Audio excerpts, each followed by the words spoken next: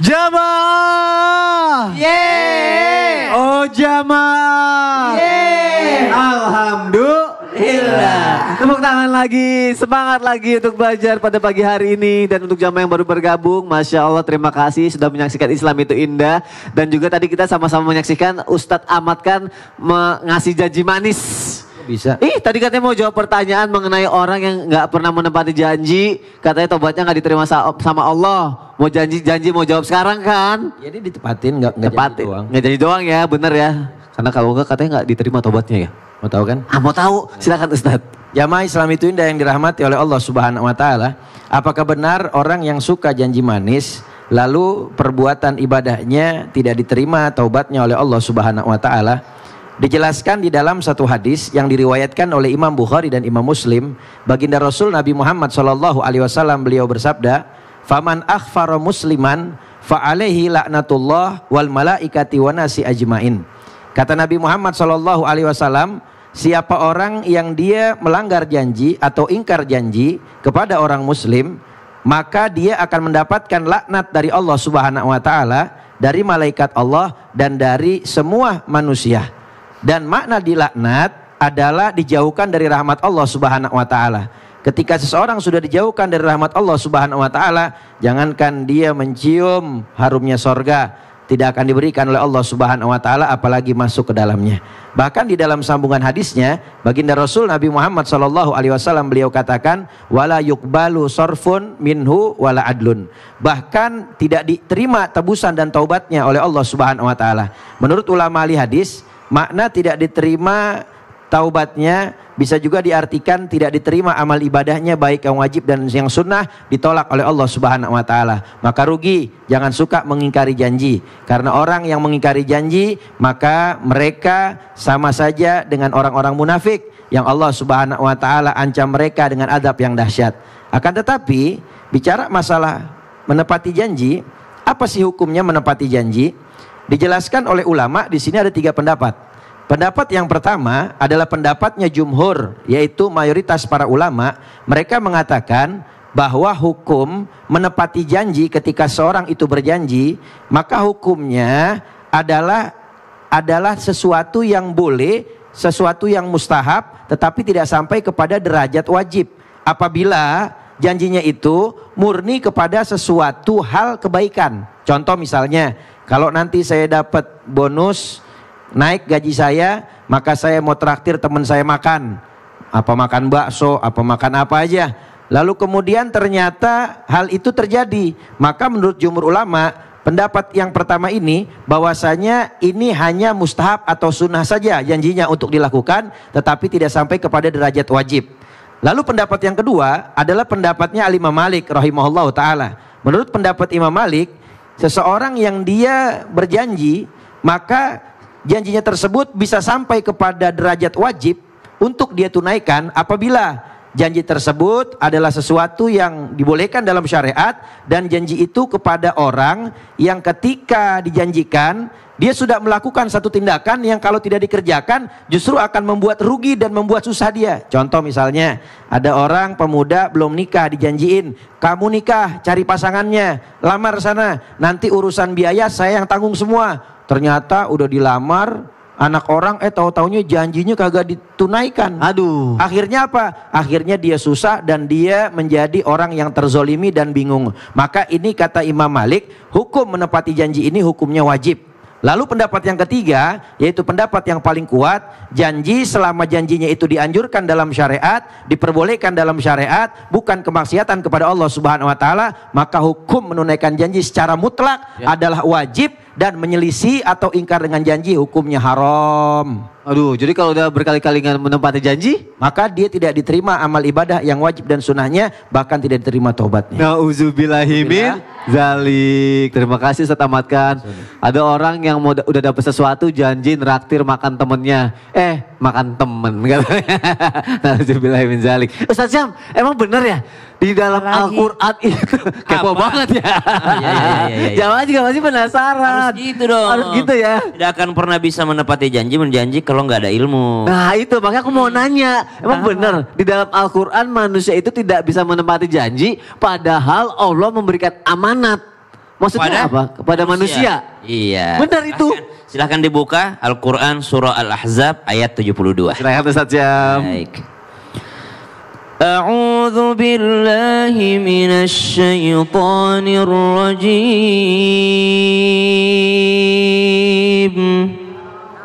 Allah. Bismillahirrahmanirrahim. Inna 'aradna al-amanata 'ala as-samawati wal-ardi wal-jibal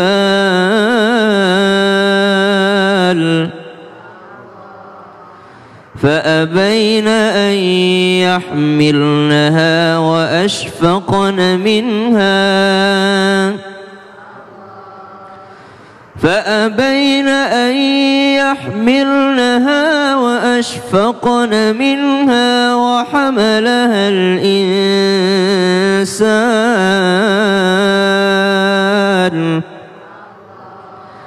إنه كان ظلوما جهولا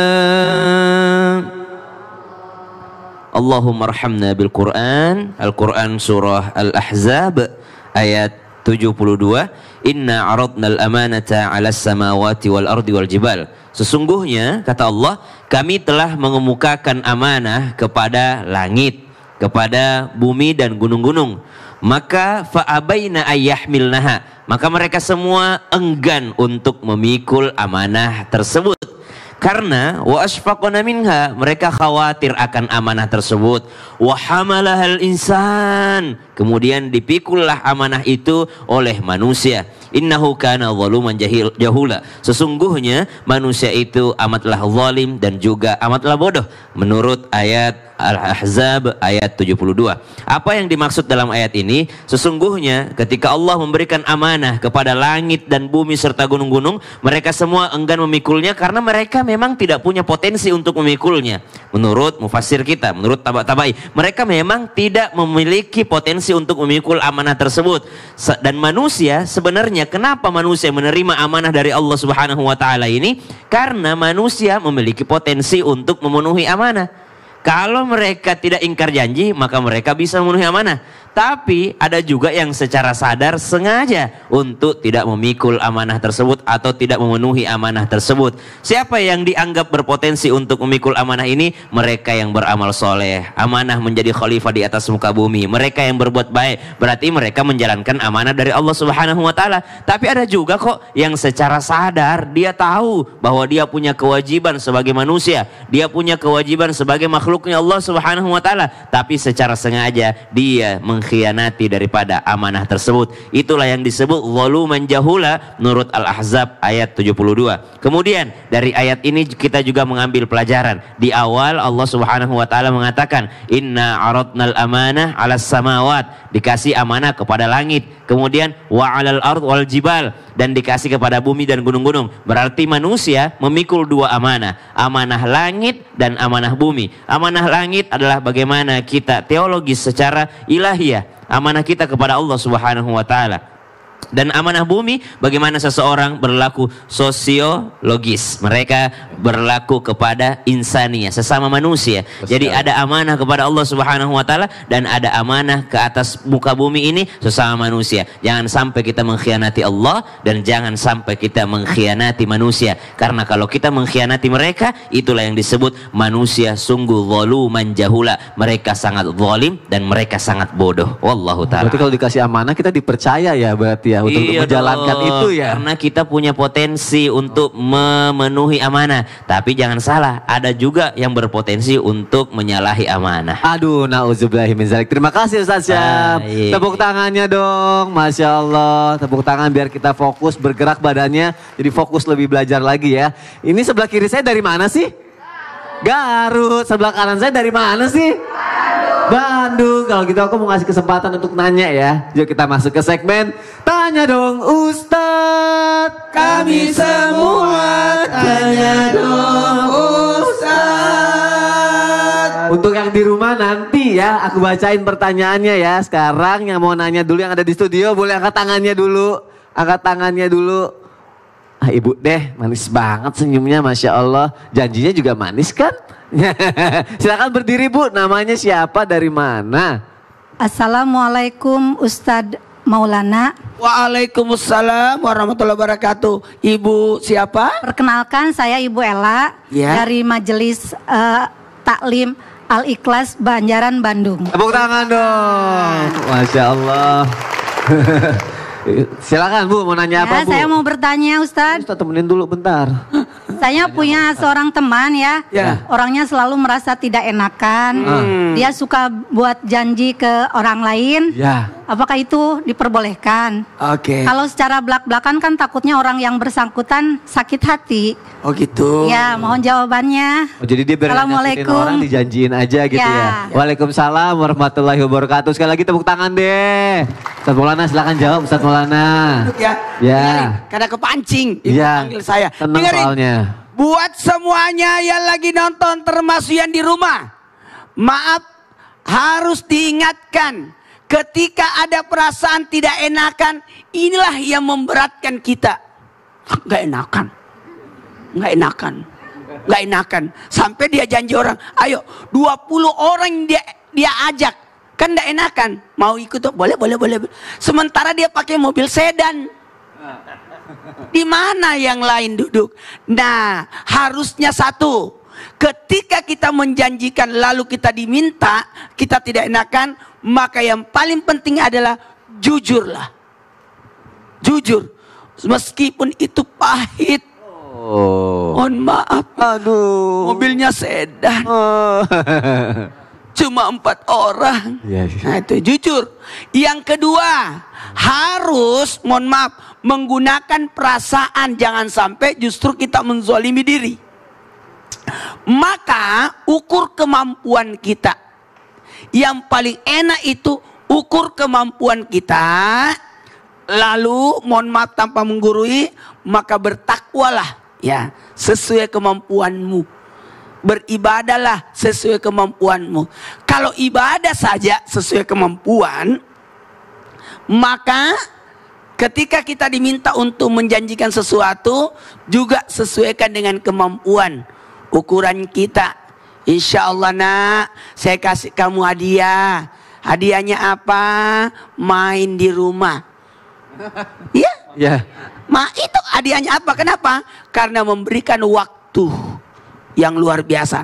Makanya mohon maaf kepada siapapun, baik itu orang tua yang tidak enakan sama anak, baik itu istri tidak enakan sama suami, suami tidak enakan sama istri, maka tidak mesti mengeluarkan biaya, waktu pun termasuk.